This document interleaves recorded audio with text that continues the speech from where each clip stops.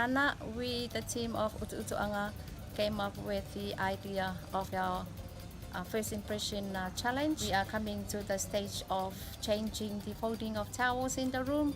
As you can see, we got new ideas now. It's all from the team, not by myself, but this is what we come up. This is for our kids when they arrive into their rooms.